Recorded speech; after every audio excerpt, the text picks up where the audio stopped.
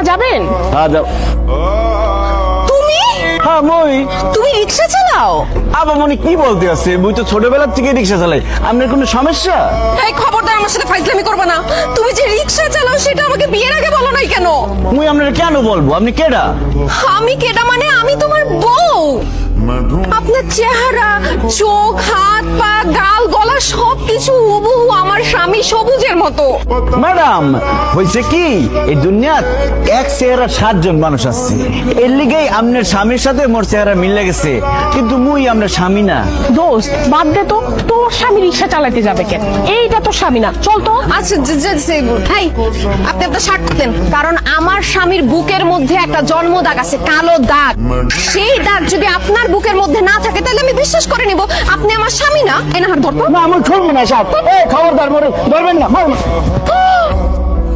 দোস্ত কালো দাগ তো সত্যি সত্যিই আছে। এই সত্যি করে বলেন তো আপনি কে? ধরা যখন পড়ে গেছি আর মিথ্যা কথা বলবো না শান্তি। আমি সবুজ, তোমার স্বামী। আমার চাকরি চলে গেছে তো তাই রিক্সা চালাইতেছিলাম, কি আর করবো বলো। ছি শান্তি, ছি, তুই একটা রিক্সাওয়ালাকে ভালোবেসে বিয়ে করছিস? তুই এত সুন্দর একটা মেয়ে, ভার্সিটির সব ছেলে তোকে পছন্দ করতো, আর তুই রিক্সাওয়ালার সাথে সংসার করতেছিস। আমি তো তোর মতো দেখতে এত সুন্দর না, তারপরেও আমার জামার সরকারি চাকরি। আল্লাহ, তোর রুচি এত খারাপ, তোর স্বামীর পরিচয় জানার পর তো লজ্জায় আমারই মাথায় হেঁটে হয়ে যাচ্ছে।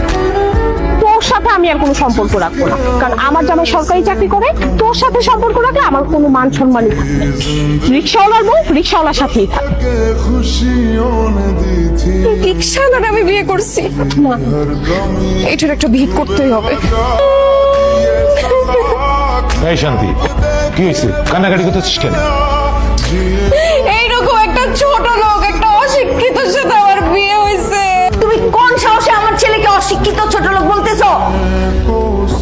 অশিক্ষিত ছোট লোক বলছি কারণ সে রিক্সা চালায়। এখন আপনি বলেন, ও যদি অশিক্ষিত না হইতো তাহলে কি রিক্সা চালাইতো? সি সি, কি বলে? আমার ছেলে রিক্সা চালাবে কেন? এইটা আমি বিশ্বাস করি না। ধুর। বিশ্বাস করবেন কিভাবে? ছেলের ব্যাপারে তো কোনো খোঁজ খবর রাখেন না। আপনার ছেলে রিক্সা চালায় আমি আমার নিজ চোখে দেখছি। চুপ করে দাঁড়ায় আছো কেন? গুণধর মায়ের গুণধর সন্তান, বলতেছো না কেন যে তুমি রিক্সা চালাও? হ্যাঁ বাবা, শান্তি ঠিক কথাই বলেছে, আমি রিক্সা চালাইছি। এবার আমার কথা বিশ্বাস হলো তো শাশুড়ি আম্মা যে আপনার ছেলে রিক্সা চালায়?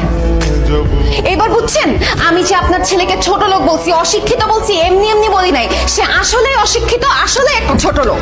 ছি ছি ছি ছি, ওর ভাবতেই অবাক লাগছে আমার মেয়ের জামাই রিক্সা চালায়। আপনাদের কোনো মান